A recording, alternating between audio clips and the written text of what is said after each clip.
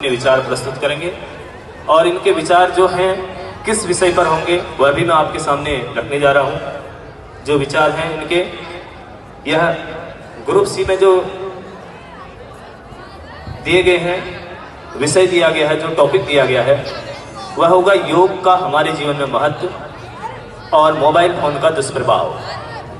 ये group C के topic है। ग्रुप सी में इन दो विषयों पर जो है अपने विचार प्रस्तुत करेंगे और ग्रुप डी में जो विचार प्रस्तुत करेंगे उनका विषय होगा सशस्त्र सेना झंडा दिवस का महत्व और मनाए जाने का कारण, और दूसरा विद्यार्थी जीवन में अनुशासन, जिस जीवन में आप हैं उस जीवन के बारे में। वंदे ध्वजम त्रिवर्णम स्वरतम, अर्थात हर घर तिरंगे झंडे को मैं वंदना करती हूँ। शुभ अपराह्न आदरणीय प्रबंधक महोदय, प्रधानाचार्य महोदय, शिक्षकगण एवं मेरे सभी सहपाठी।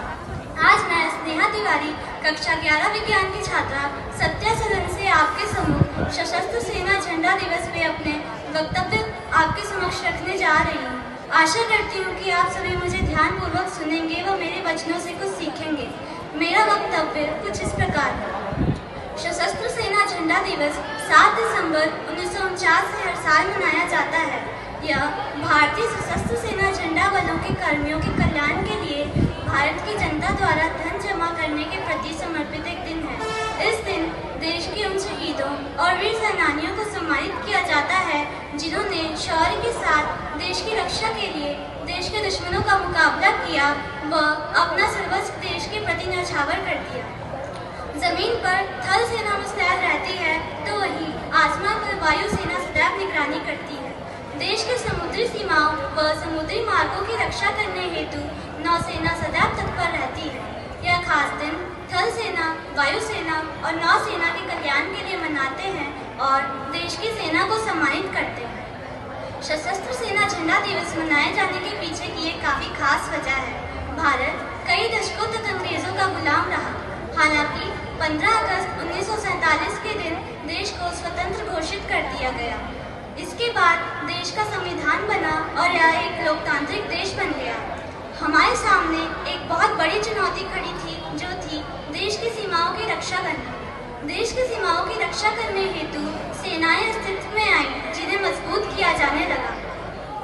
आज़ादी के 2 वर्ष बाद 28 अगस्त 1949 को भारत सरकार ने भारतीय सेना के कल्याण हेतु एक समिति का गठन किया। सेना के कल्याण हेतु इस गठित समिति ने 7 दिसंबर को झंडा दिवस मनाने का संकल्प लिया। इस समिति ने भारत की जनता में छोटे छोटे झंडे बांटे और उनसे धन जमा कर एकत्र किया। उस दौरान झंडे में 3 रंग होते थे, जो कि लाल, गहरा नीला और हल्का नीला थे। ये 3 रंग तीनों सेनाओं को प्रस्तुत करते हैं। धन जमा कर एकत्र करने के पीछे समिति के 3 मुख्य उद्देश्य थे।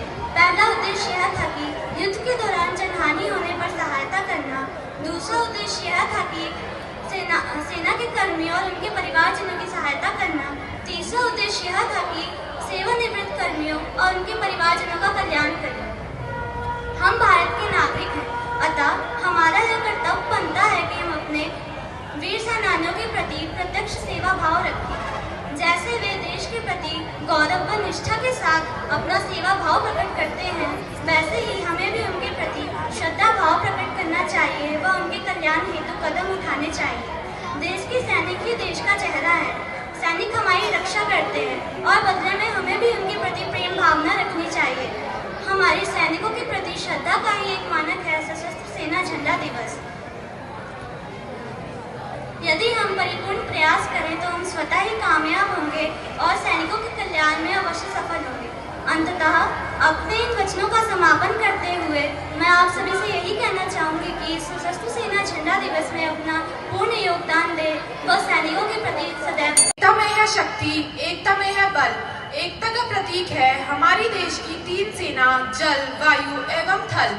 शुभ अपराह्न आदरणीय प्रधानाचार्य जी, उप प्रधानाचार्य जी, समस्त शिक्षकगण एवं मेरे सभी सहपाठियों। आज मैं कक्षा 11वीं की छात्रा स्नेहा वालिया धर्मा सदन की ओर से सशस्त्र सेना झंडा दिवस के ऊपर अपने विचार प्रस्तुत करने जा रही हूँ। इस दिवस का इतिहास काफी पुराना है। 28 अगस्त 1949 को सशस्त्र सेना झंडा दिवस कोष बनाया गया। इस कोष की स्थापना हेतु युद्ध पीड़ितों के लिए धन, केंद्र सैनिक बोर्ड कोष एवं अन्य इकाइयों सहित सभी प्रसंगित कोषों को मिला दिया गया। वालों की कभी न होती झोली खाली, नियमों में चलने वालों की कभी न होती झोली खाली, अनुशासन में रहने वाला विद्यार्थी ही हमेशा होता है बलशाली। शुभ अपराह्न आदरणीय प्रधानाचार्य महोदय, शिक्षकगण एवं मेरे सभी सहपाठियों। मैं भूमिका कक्षा 11वीं की छात्रा धर्मा सदन की ओर से आप सभी के समक्ष विद्यार्थी जीवन में अनुशासन पर अपने विचार प्रस्तुत करने जा रही हूँ, जो कुछ इस प्रकार है। क्या है अनुशासन?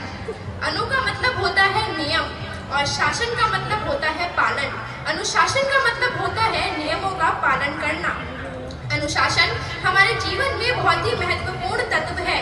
से ही समस्या का समाधान है, अनुशासन से ही समस्या का समाधान है, अनुशासन में ही विकसित होता ज्ञान है। शुभ अपराह्न आदरणीय प्रधानाचार्य महोदय, उपस्थित गुरुजन एवं मेरे सभी सहपाठियों। आज मैं सुखमनदीप कौर कक्षा 11वीं विज्ञान की छात्रा अहिंसा सदन से आपके समक्ष विद्यार्थी जीवन में अनुशासन विषय पर अपने विचार प्रस्तुत करने जा रही हूँ।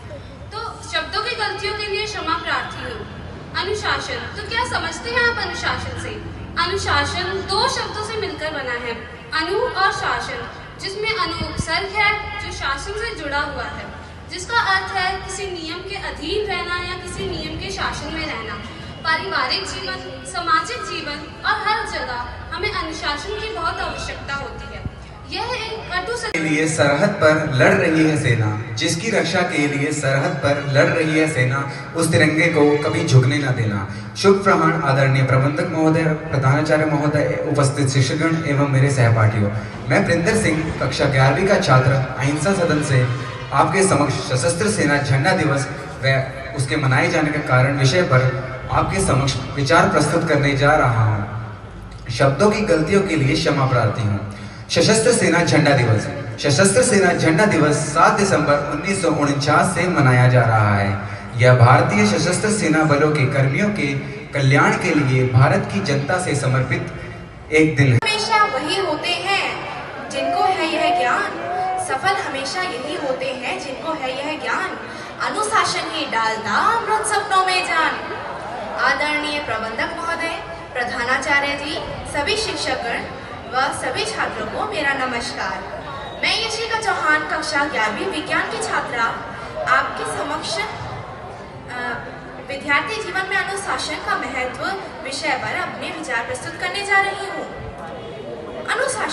अनुशासन दो शब्दों से मिलकर बना है, अनु और शासन।